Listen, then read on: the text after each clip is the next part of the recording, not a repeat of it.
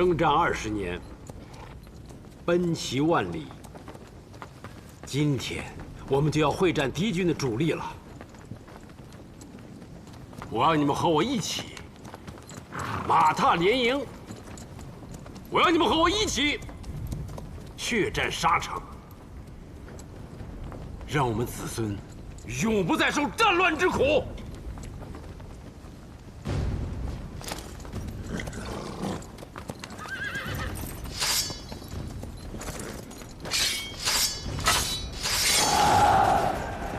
不破敌军，誓不回转；不破敌军，誓不回转。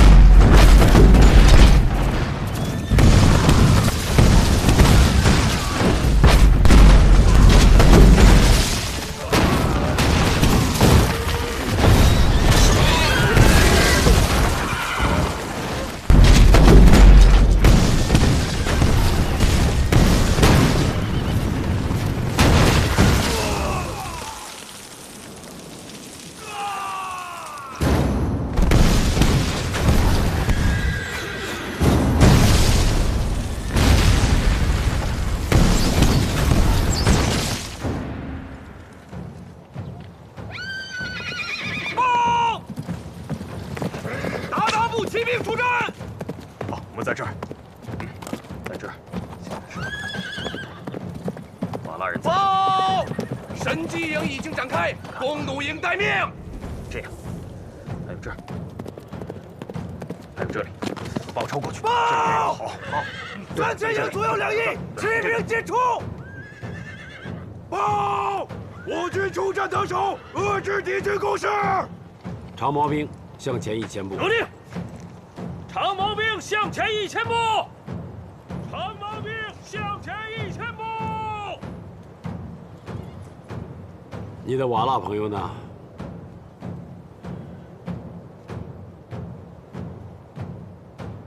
击破鞑靼部，就在此时。是。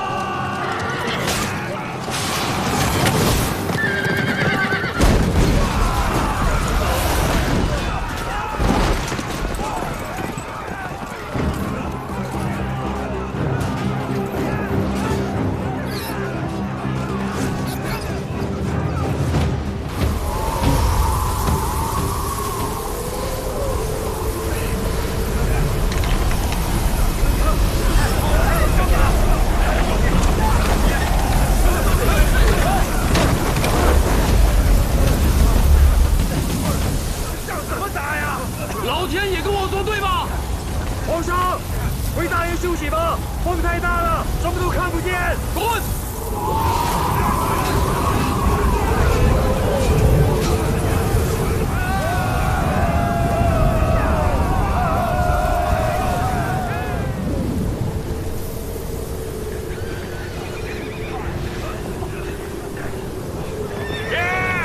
先撤兵吧，风太大了。胡说！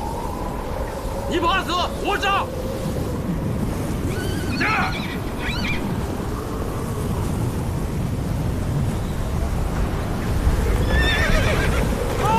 左翼骑兵回防！报！右翼骑兵回防！什么回防？就是他娘撤退！爷爷，让长毛兵撤回来吧。左右两翼的骑兵都回防了，长毛兵很容易被他们吃掉。撤回来死得更快。你们去监斩两翼骑兵的主将，退后一步者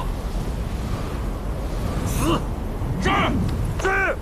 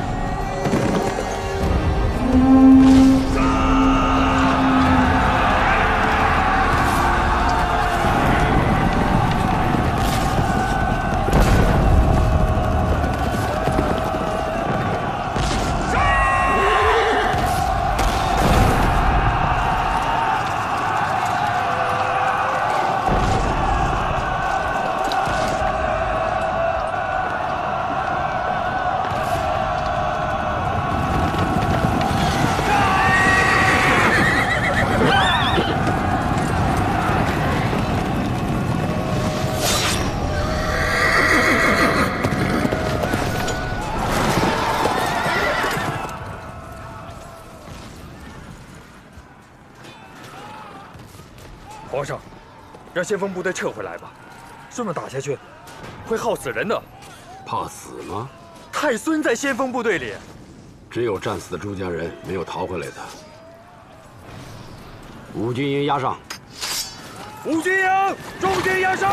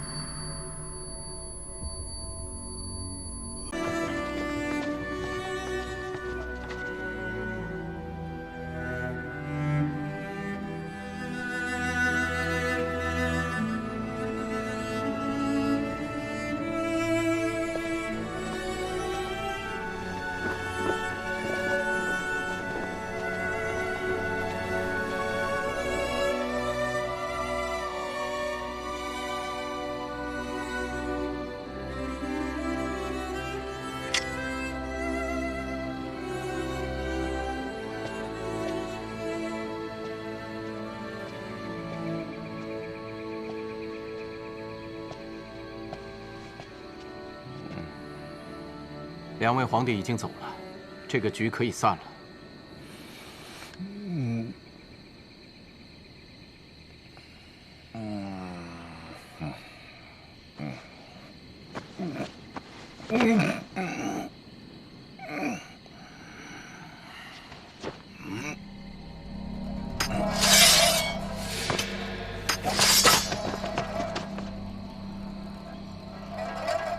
上一局扯平了，我们再来过。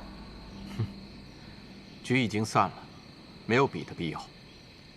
我们的局才刚刚开始，你可以认输。放心，努尔干都司那些人，我会想办法把他们救出来。如果救不出来，我自裁谢你。可是你要尽快的离开京城，有多远走多远，永远都不要回来。孙姑娘不值得和你这样的人在一起。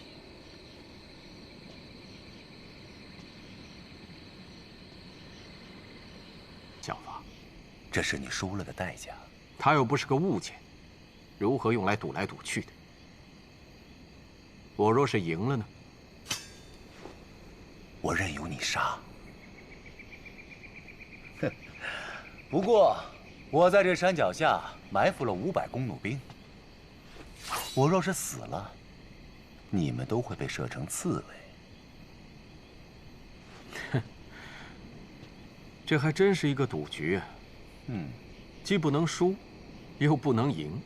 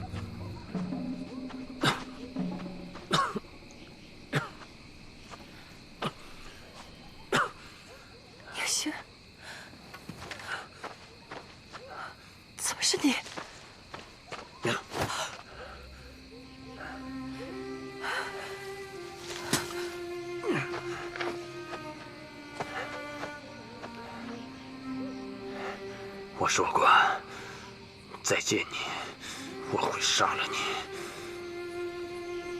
我知道。你离狗皇帝那么近，为什么不一剑把他给杀了？你不要跟我讲情义。你刚才用箭射我，我根本就不知道是你还是护着狗皇帝。这不是在宫里，我们也不在狱中，你不要找借口骗我。你是不是很后悔？应该远远的把我射死，提着我的人头去报功。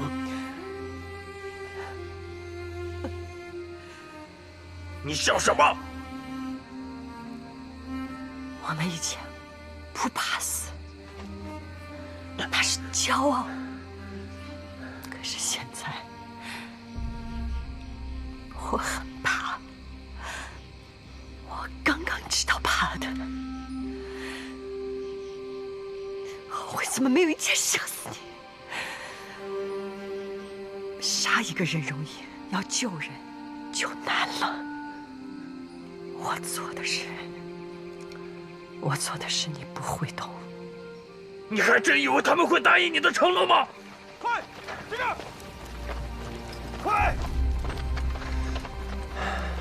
你们永远做不到。叶星，你们只会白白的被骗。你看着吧。叶星，我留你一条命，让你看看谁是对的。叶星，你去哪儿？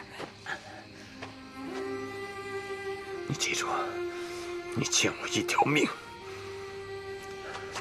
叶星，因为他们会抓着你，他们会杀了你的。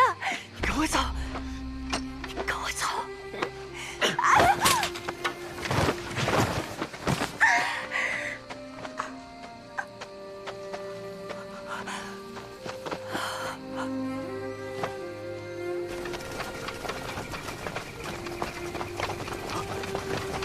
快追！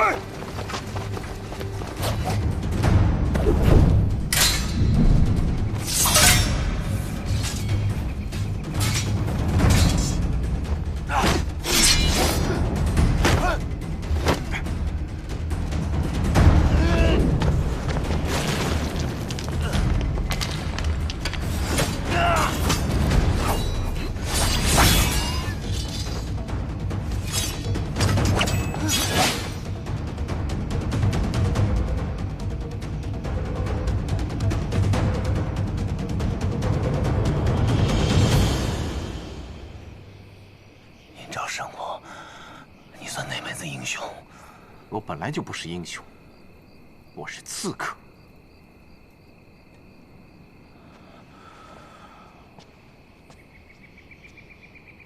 打够了吗，太孙？没有。这场赌局本来就不该有，我何必要跟你纠缠？都听好了，太孙要是想报复，不可阻拦，这是命令。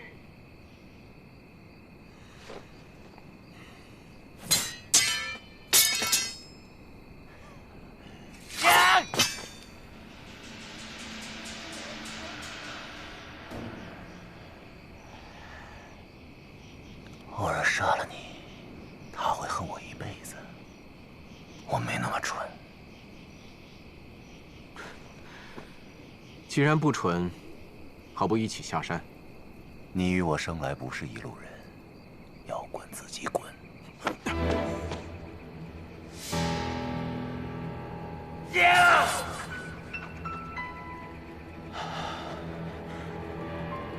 你这又是何苦呢？他跟我在一起，得其所在。你身份金贵，何必要纠缠我？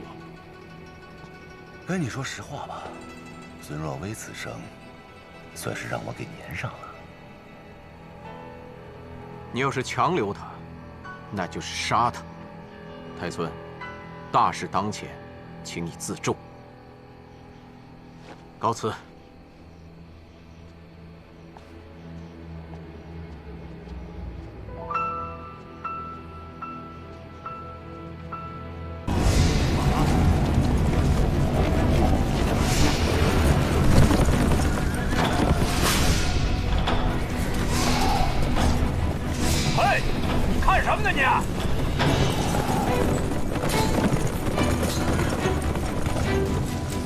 你也上来看看，快来，快来！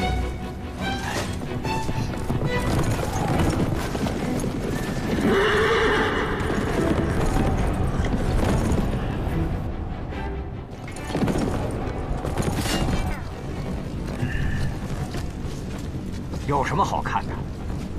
朱家的军队来来回回，就是那么点战法。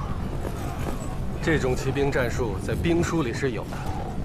你竟然懂得战法？书上得来始觉浅，亲眼看见了才知道。当朝皇帝用这种骑兵战术大破阿鲁台，百战百胜。你知道个屁呀！他们输了，那是因为阿鲁台太笨了。你早晚会看到，他们。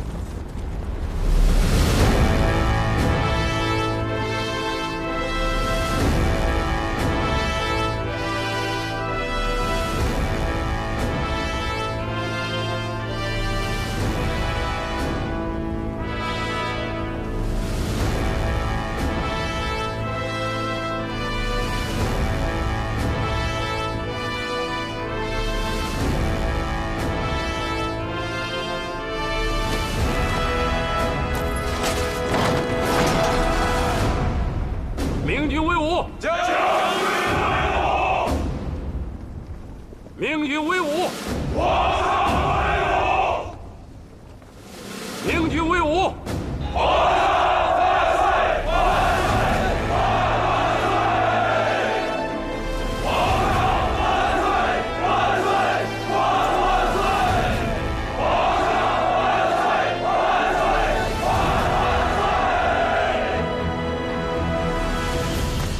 ！3,001主将，兵营指挥使朱高煦，请皇上示。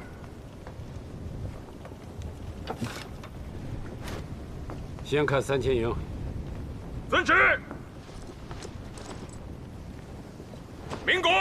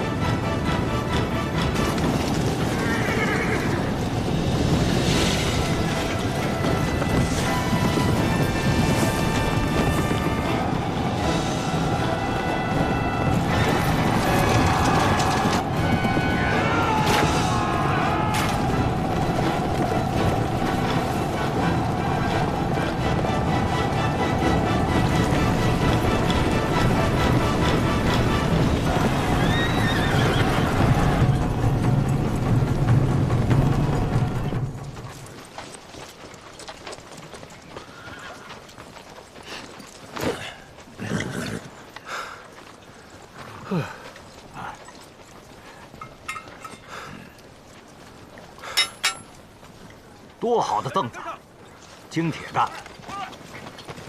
快点，快点！哎呀，瓦剌的兵全是木头的，要是换成铁凳子，骑射有力，那可就不一样了。再来几套马具，把肚甲扎紧。哎，御酒你喝过吗？没有。你不是状元吗？快！你才状元呢！一说话就急，2两酒啊，还不够一口喝的呢。哎，走吧，走。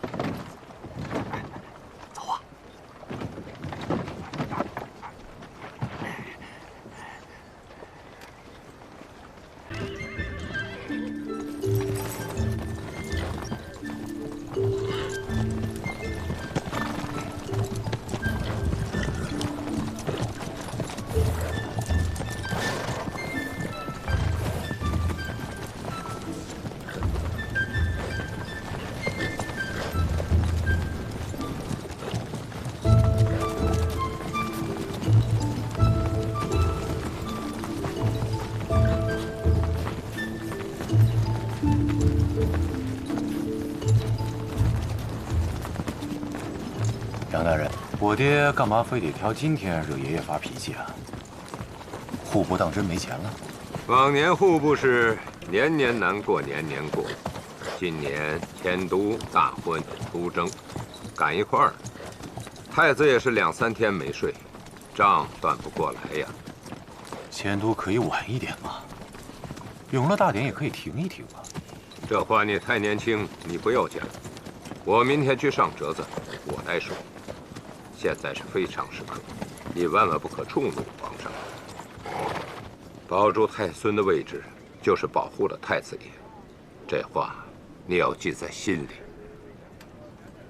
今天你也看见了，开弓没有回头箭，想让皇上偃旗息鼓是不可能的事情。哎呀，兵部官员们也讨论了，对这次出征前景堪忧。你有没有想过，我们这次出征敌人到底是谁？是鞑靼，是瓦剌，还是兀良哈？连这个都闹不清楚，大军倾城而出，岂不危险？皇上想一举全部打垮，坐收100年之功，危哉呀！危哉！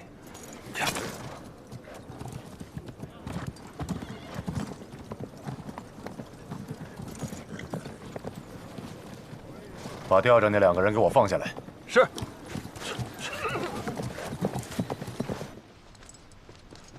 皇上圣功金安。行了行了，把你再扶起来。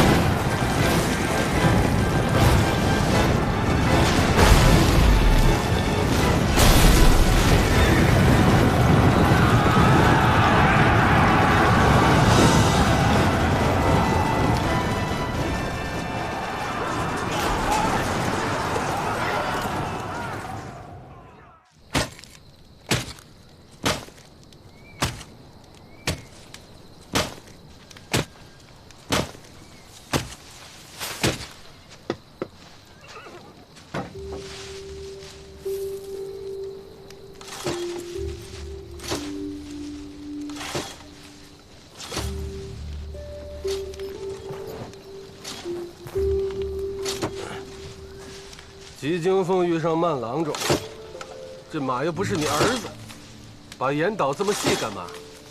别人觉都不够睡，你偏偏搅得我半夜起来干活。这些都是最好的战马，言不细。明天冲锋的时候，脚力不足。你还挺来劲。依我看，这个战法，到不了年尾，就可以班师了。是吗？哼！管你有千军万马，大炮一轰，火铳、排子枪扫过去，就算天兵天将也扫成马蜂窝了。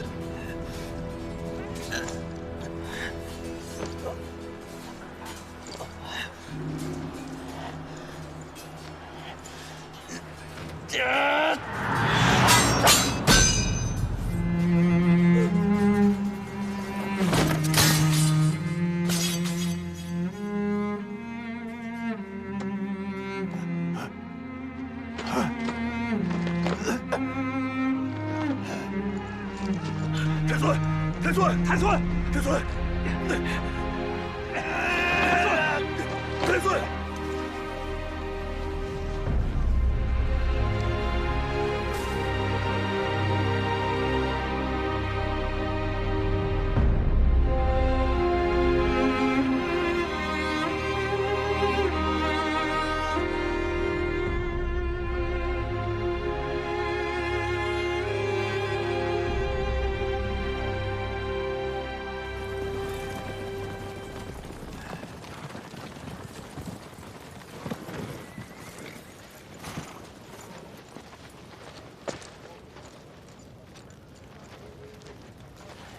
让骑兵去后方，崔自重。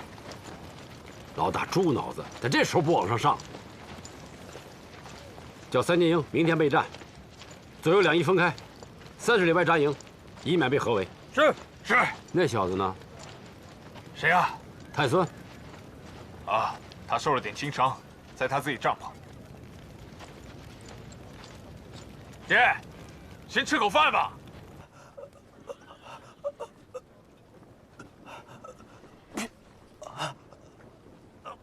下辈子，我让你亲手杀了我。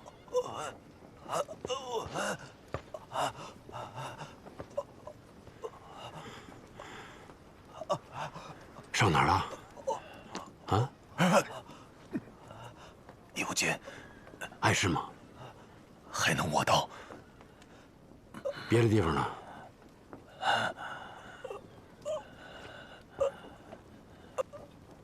是他替我挡了一枪，要不然躺在这儿的人就是我。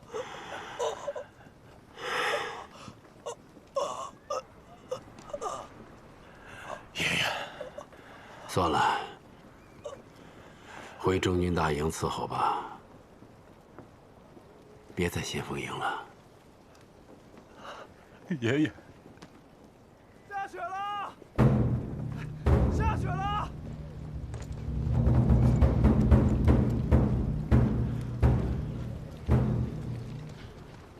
爷爷，不妨事，一直在晕。不妨事，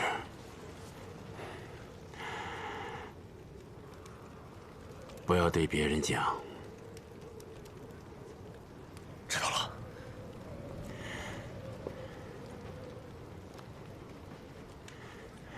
回中军大营。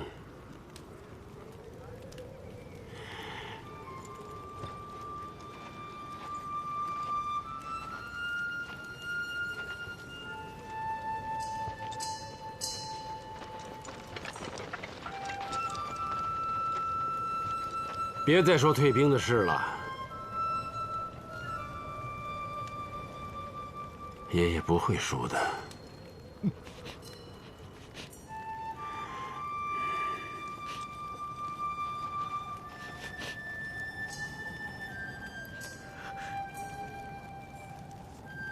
我老头子也填上，一点声音不能出，做好伪装。天亮之前，阵地就位。把这个王八壳轰开。是。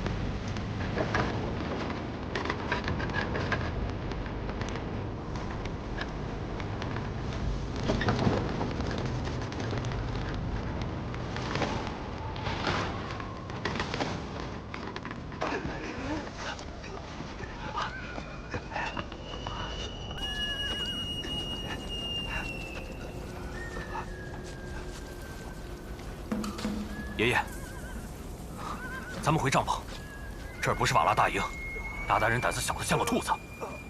兔子有什么好怕的？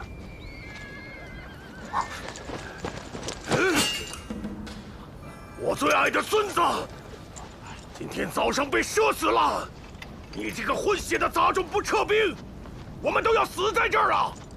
孩子们都已经开始杀马了。于谦，收了头，我们走。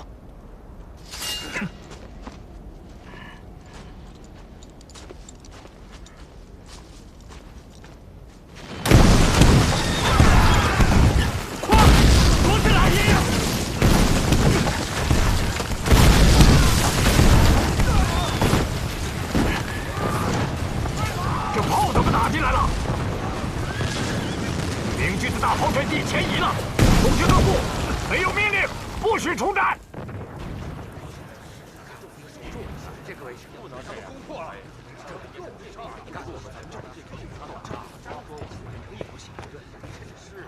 守了这儿啊！上在这儿，这里好，弱势区域。这怎么办？不上，到时候我们这里士兵怎么办？去什么？皇上，瓦剌军往山上退，拒不出战。皇上，瓦剌军往山上退，拒不出战。是吗？皇上，瓦剌军往山上退，拒不出战。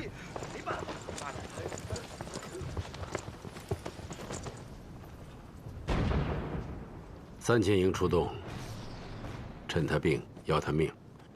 任务军营侧营、神机营和弓弩营居中掩护，斩断他的首尾。是。3000营出动，5军营侧营、神机营和弓弩营居中掩护。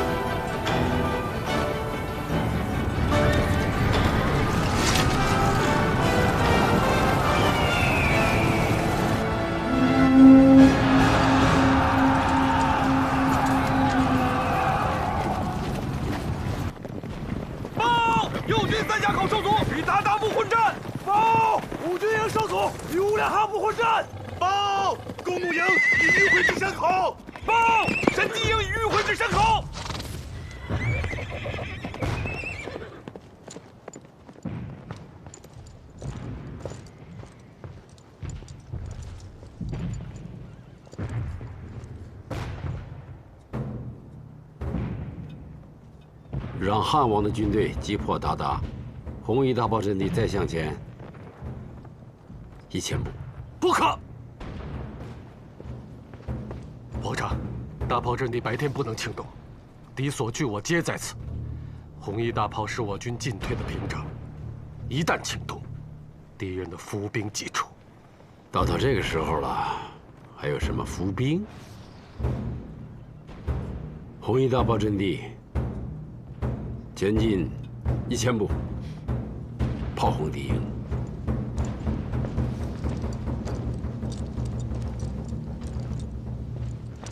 皇上，马哈木熟知我军，一旦发现，那就让他以卵击石。是。让汉王的军队击破鞑靼，红夷大炮军队前进1000步。爷爷，快走吧！不要管我，带着那1万人快逃吧！给瓦剌保留血脉，快走！我不走，就战死的意思！快走！快走！快走啊！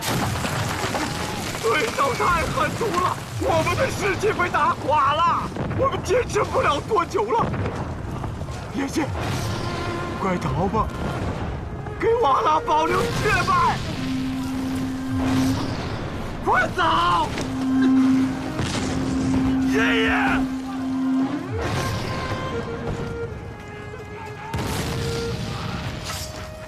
把我的马牵来！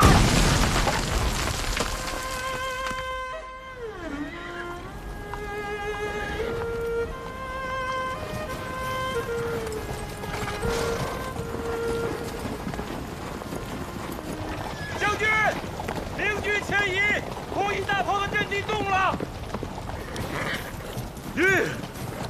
将军，明军前移，红衣大炮的阵地动了。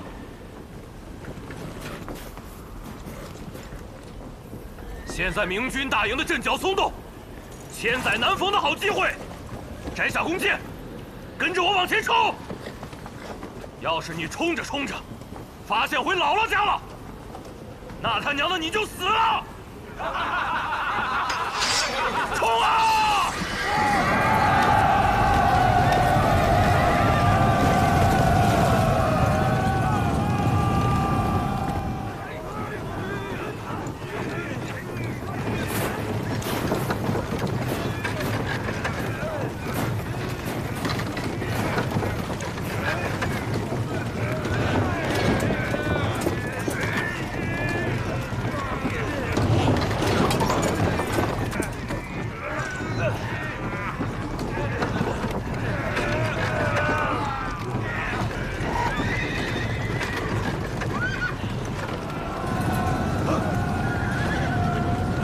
不好！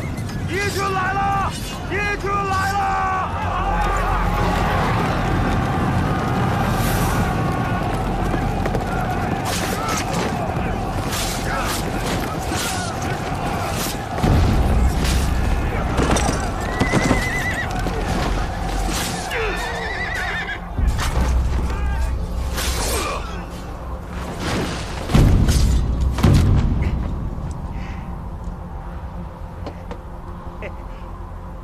不要管那些炮，前面就是驻地的大营，有胆量的过去跟我闯一闯。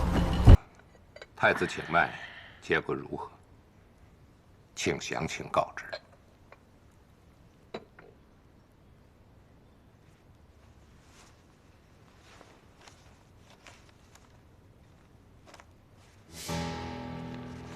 太子阳亢阴虚，气血亏欠的厉害，他本就有消渴症，最近日夜颠倒，我一搭手就知道了。你看，就是神仙来了，也很难给他调回来。莫先生，你就是本朝的老神仙，太医院以你为首，太子千万不能倒下。这个时候，我们国家在战争，600里加急军报，不分昼夜，到了就要看，就要商议，军报不能过夜。太子身体亏欠，我们也知道，但是我们也不敢担延误军机的责任呐。莫先生，我们3人呢是临危受命，这打仗打的是什么？就是打后勤，打补给。皇上不在，储君就是最高的官员，一定不能让太子爷有什么闪失啊！这里面的厉害我也知道，我给太子瞧病也不是1年2年了。他现在已经不是药食能调理的，身体实则油尽灯枯。若是保养精神，还能再延些时日；若还是这般夙夜忧虑，大事就在眼前。哦，莫先生，这份脉案，请给我留下。不可，太医院给皇族近亲开的脉案药方，要第一时间呈给皇上。你们要用，自行抄写便是。我们代呈吧。这那边的雨下的也邪性，既然这么紧急，放在军报里呈给皇上也是一样。这不太好吧？我们3人还负着监国的责任，耽误不了。啊？请。我就一句话，尽一切力量调节太子的身体。可脉案药方，绝对不可以泄露外人。太子妃那里我们转告，这是国家大事，非同寻常啊！吃菜吃菜啊！哎，客官，您的菜来了。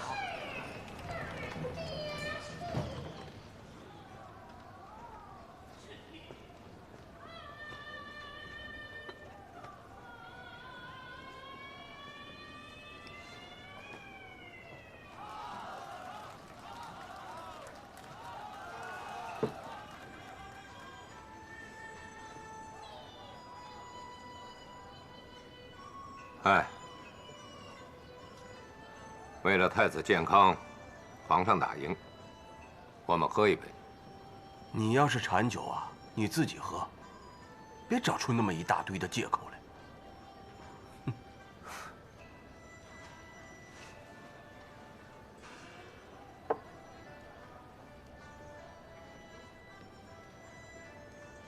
二位，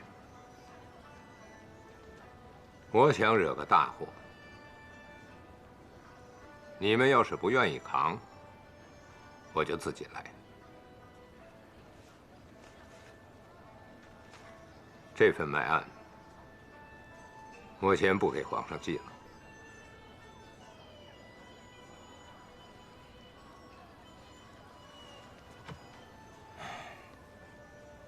我讲2个道理：眼下的战事，不要再给皇上添乱，知道了也无益。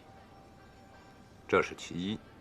其二，汉王和赵王是皇上的左右手，参与军机，递到御前的一切文书，他们都能看到。要是太子身体有变，难保不起觊觎之心。眼下的战事正焦灼着，万一2人分兵回京城争皇位，陷皇上于孤掌难鸣，那可是大厦将倾的局面。究其根本，这小小的一张纸是罪魁祸首。你我3人就是赵氏的根源。你们说，我这番话说的对也不对？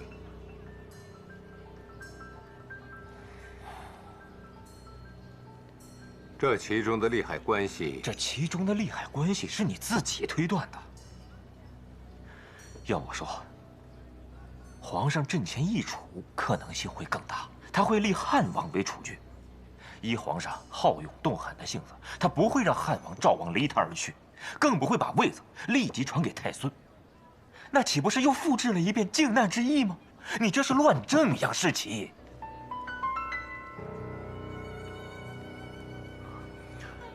你们觉得，汉王要是做了皇上，会怎么样？也算是个英武有为的皇帝吧。不过，好大喜功了一点儿。汉王的孩子里，可有一个比得上太孙英武吗？那自然没有。好圣孙这3个字，那是皇上点了头的。我觉得，从公，大明朝再看他50年，非太子太孙不可。这件事情，我跟你走。哎，杨大人，公司，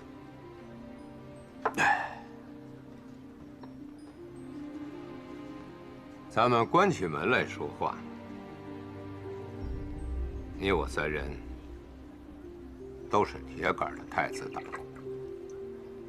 不管是汉王还是赵王，谁上来当皇帝，大家就都等着流放抄家吧。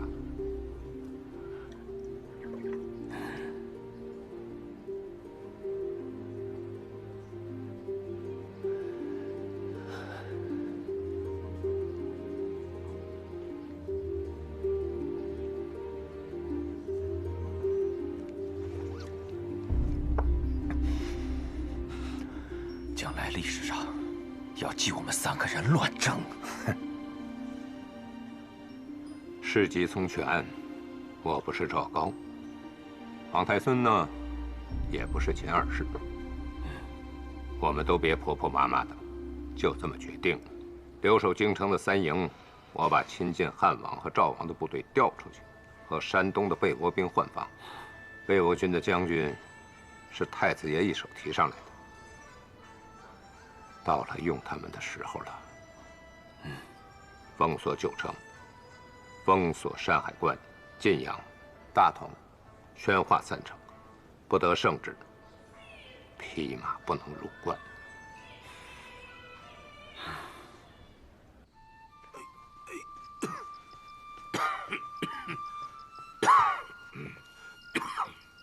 坐好了，吃药了啊。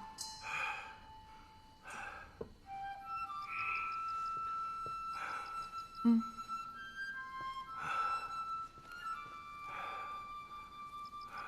吃完了药啊，就躺着，哪儿都别去了劲儿。这天没你还塌了。杨士奇他们呢？不是说有紧急军情吗？被我骂走了。让兵部的人在书房伺候吧，我真是走不动了。我看你敢。太医说了，你就得静养，什么都做不了。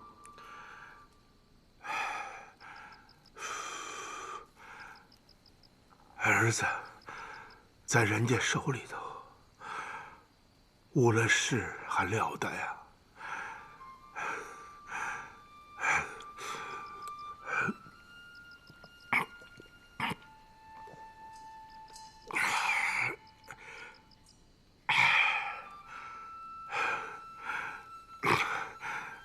你要是舍得了儿子，我就歇着。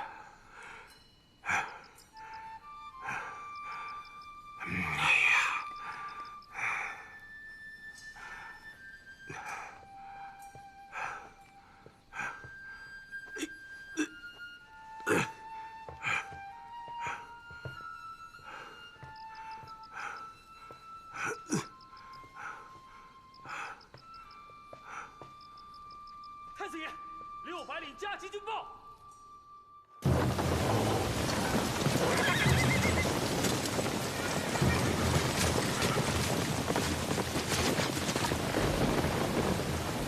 陈继营，把大炮推回去，快！我要收好，快！后面的雨更大，快点！快！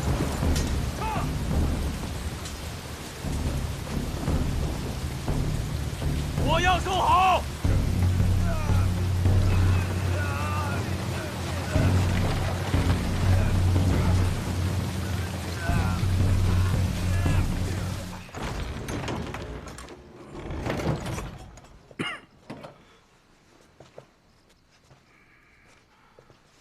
太子爷，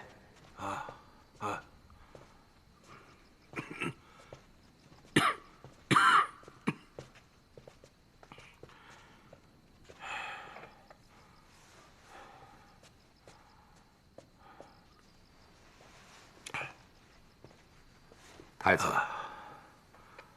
坐，坐。过了8月，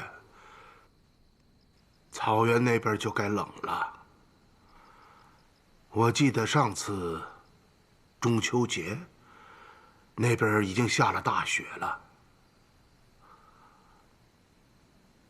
不能让皇上再顶着了。是。可眼下皇上已经分了兵，看来还是要往前打呀。我们都看出来了，也是如此。眼下最好的计划，莫过于分兵后，皇上能率主力缓缓后退，有汉王和赵王3000营，救援也快，战斗力也好，鞑部应该不为己甚。要是再继续前进，后边的事儿可就不好判断了。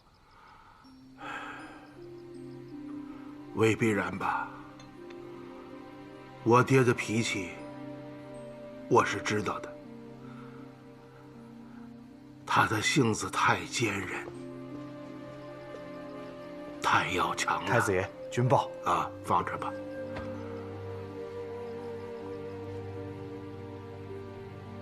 现在想让他退，难呐。这，你们还有什么别的办法没有啊？我们再增兵。对，再增兵。现在的问题是，天气不和，是士气军心不振，不是兵力不够。再上多少兵，也斗不过老天。靖难那年，皇上带兵打到济南，准备从运河走水路，直扑南京。大军上了船，可谁想到，一连10几日啊，一丝风都没有，船在水上只能靠人划，一天也就走个5、6里。可是皇上呢，谁的劝都不听。他说了，且走且有风，若是不走，一世也无风。你们看看他固执到什么份上。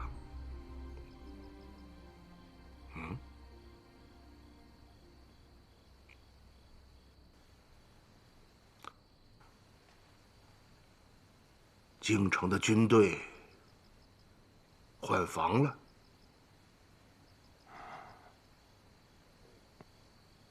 谁把山东的被倭兵调过来了？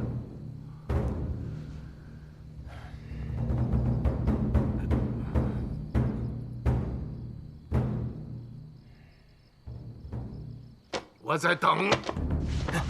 太子爷，我是怕前线消息泄露，军心不稳呐。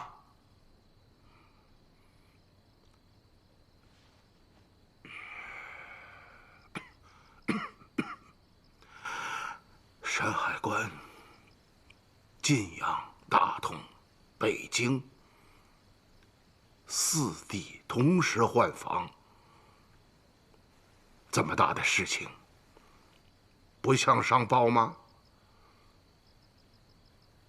别人会怎么想？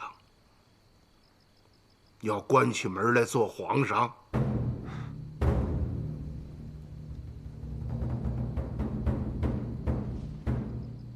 摸摸你们自己的脑袋还在不在？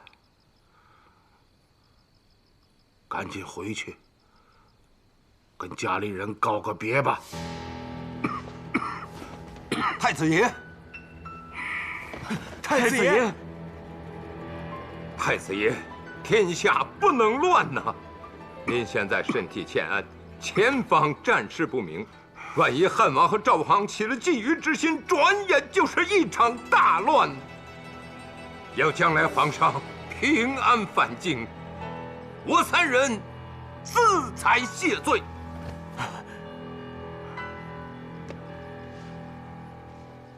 太子爷，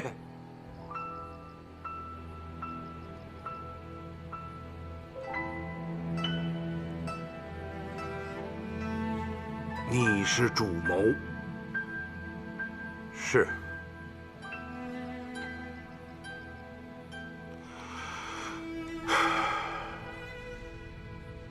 难道说，前方的战况就真的糟到这个地步了吗？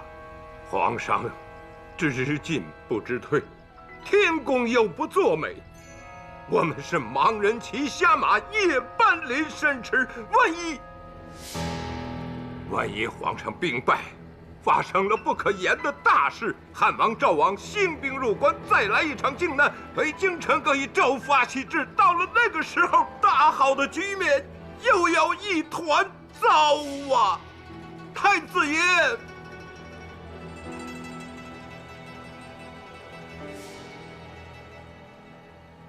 ，4地同时换防的消息，有没有传到皇上的耳朵里？按照皇上的脾气，非马上回来看个究竟不可。太子爷，我掌管前线军报一事，消息绝无可能传出去。老2经营了那么多年，老3又是搞密报的出身，他们能够没有消息的来源吗？我不信。太子爷，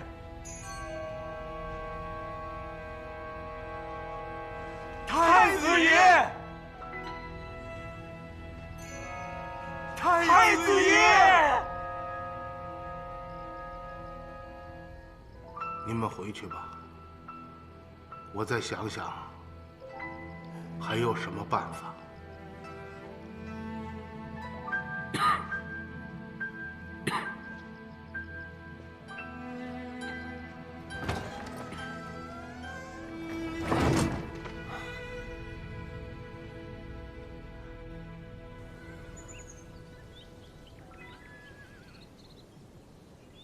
你才懂个屁呢！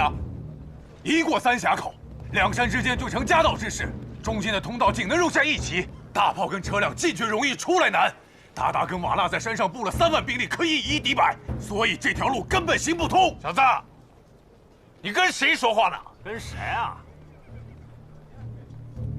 你说什么？我说，我就是个屁。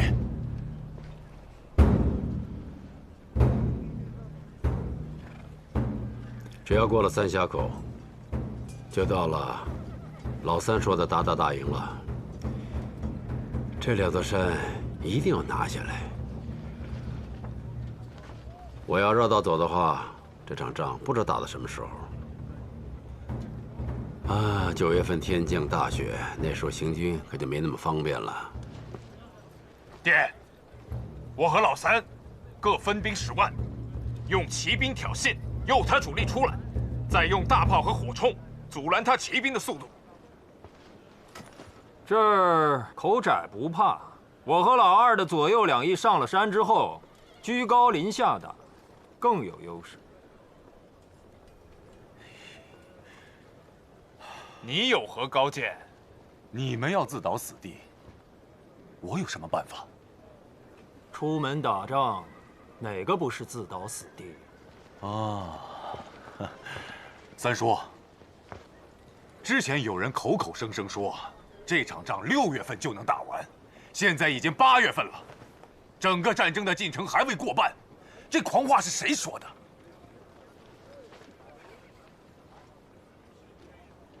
我说的。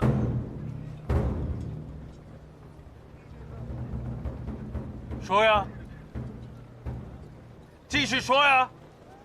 我就是想知道，为何我军的推进速度如此之慢？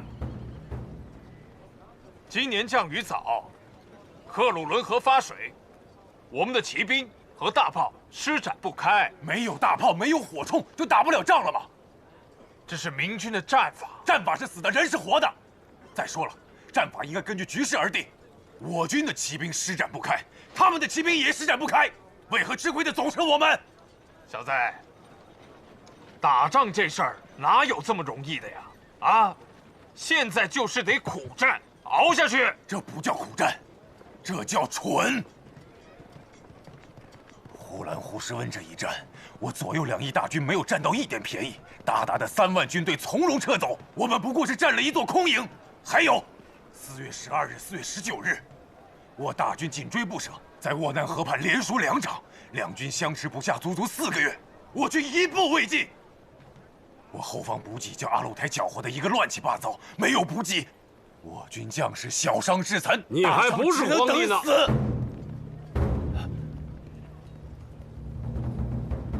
现在追究战败的责任，我军没有战败，太狂妄了。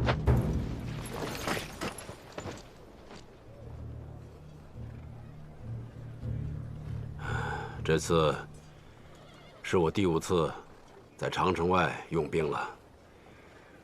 这次难呐，因为关外这些部族知道咱们是要决战，联合起来了。好啊，我还怕东一摊西一摊，打了就跑，耗时日久。现在我们遇到这点难题，是天气造成的，不是指挥失误。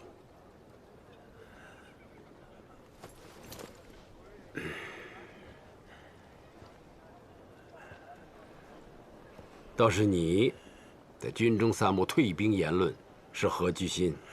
爷爷，叫皇上。这里边哪个是你爷爷？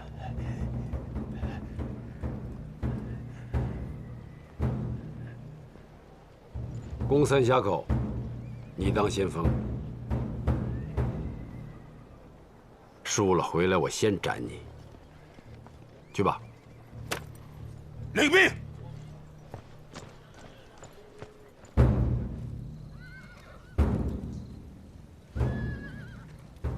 阿鲁台上个月就保证要断了明军的粮道，到今天还没有做到。派人去问问。阿鲁台的大汗派使者来了，说明军的骑兵在到处找他们，他们的人劈一个少一个，照这样下去，阿鲁台一部就完了。完了就完了。他们的使者还在吗？在。叶谦，哎，去把他们砍了。是。看什么？诸位喝茶。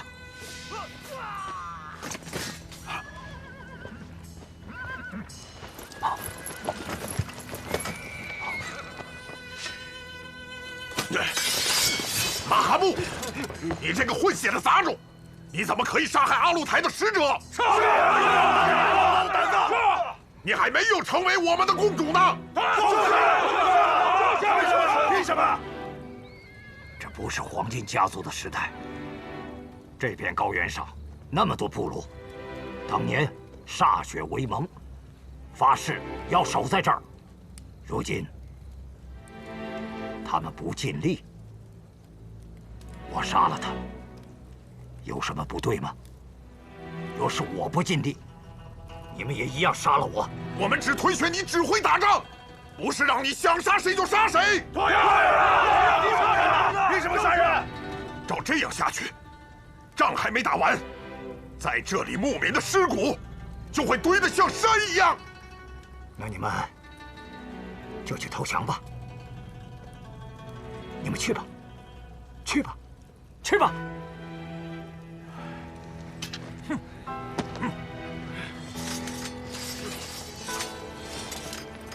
要是我没算错的话，攻打三峡口是最艰苦的一仗，明军一定会全力以赴守住三峡口。这场仗我一定要赢。你们不总是说瓦剌不出力吗？三峡口前军的部队全用瓦剌骑兵，你们遏制住中间的道路，主力潜伏在明军左右两翼。只要我耗尽明军的士气，我们一路压上，彻底击溃。他们号称精兵60万，我看也不过30万有余。得失成败，在此一战。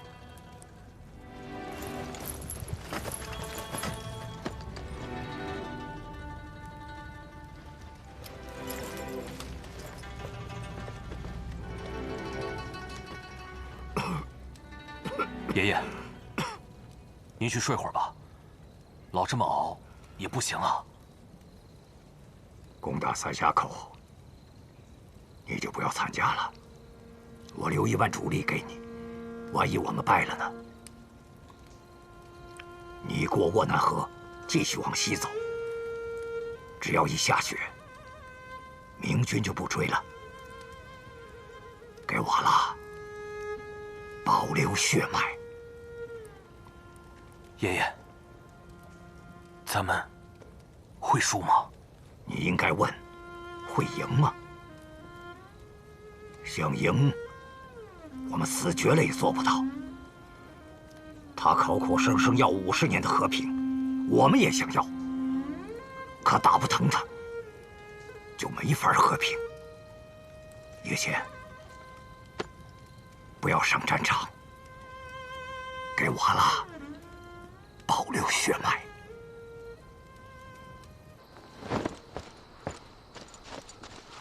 听说你跟皇上吵起来了，我觉得你说的对啊，你不能就这么一生气就跑到前锋营去卖命，你得说服皇上让他退兵。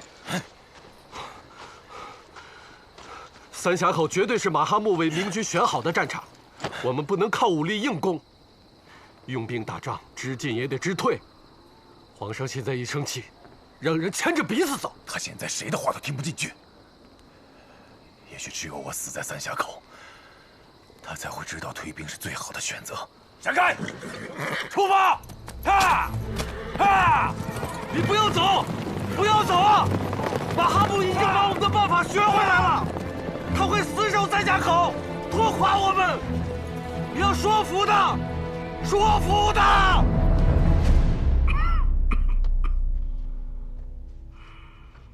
兵部为大军东移筹备更换师，还提什么更换东移呀？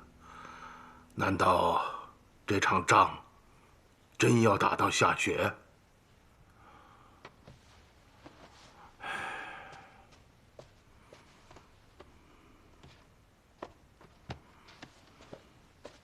他们已经连着上了4分折子，无论如何不能再留中了。我知道，不必看了，真是愁死人呐！东夷要是送上去，按照皇上的脾气，就得打到明年夏天。国家的钱支撑不住啊！既然战事不利，那就应该早一点撤退。其实完全可以不用顾及皇上的心情，就直说也无妨。不利？怎么不利呀？你听谁说的？太子爷，我帮您代笔批折子，就光这1个月的时间，从全国各地调过来的风寒散、金疮膏，少说也有好几百车。如果说战事顺利的话，你闭嘴！我是真的身体不好，又不愿意求别人，才让你来代笔的。你记住，这里的事出了这个门，就都要忘记。要是传出去，都会惹祸。记住，知道的不说，不知道的不问。明白。哎，老二、老三家那2个不放过我，专100个点子打听。这要是碰到胡善祥，还能帮我抵挡几句。赶上那位孙小姐，那闷嘴葫芦一个不开腔，横竖都得我自己受着。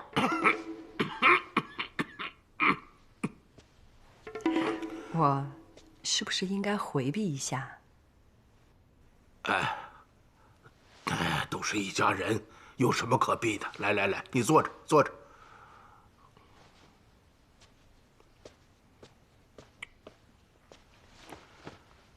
你说吧，让我帮你什么忙？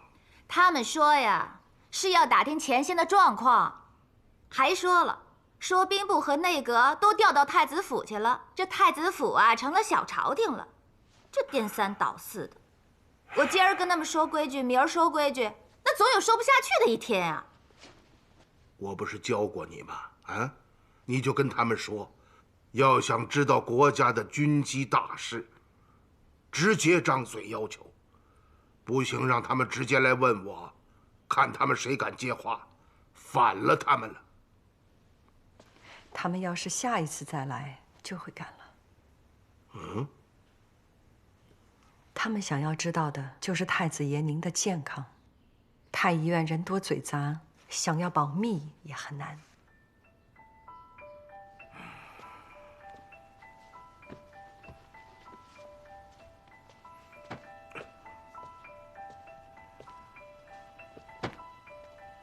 这几份折子是兵部每次往关外运粮食辎重部队的将领写的。这一份是吏部提交兵部将领升迁存档，里面开具了3代和现在的职务。我无意间对照了一下，辎重部队的几员主官大将都是汉王的旧部，所以辎重部队的往返和前线的战况，他们应该是知道的。他们还要旁敲侧击，为的就是知道太子爷您的身体是到了一个什么样的状况。你说的很对，杨士奇就是怕我得病的消息传出去，我一倒下，老二老三的野心就会起来了。现在正是打仗的关口，你们要是传出去一点风声，这国家就乱了。到时候，别怪我没有警告过你们。我去看一下太子爷您的药。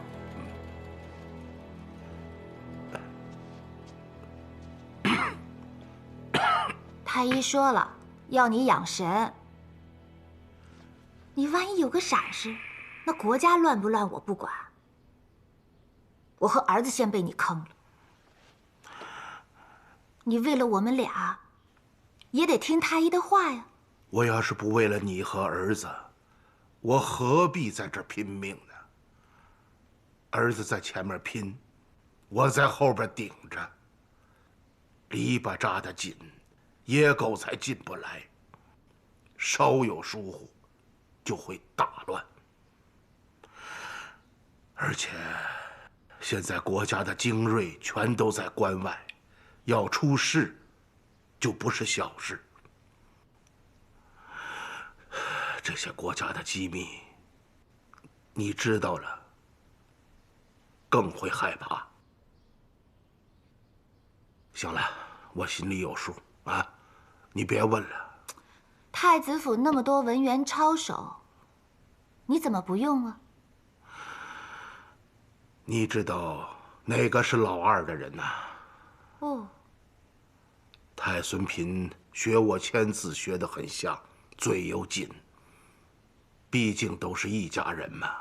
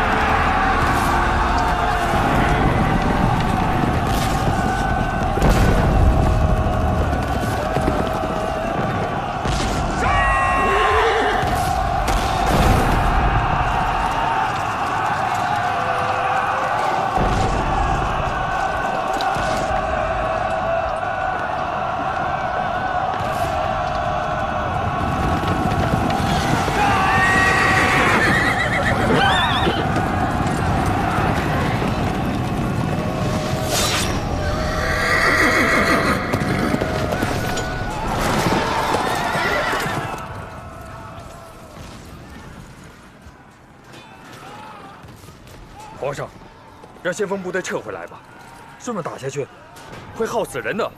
怕死吗？太孙在先锋部队里，只有战死的朱家人没有逃回来的。五军营压上！五军营，重金压上！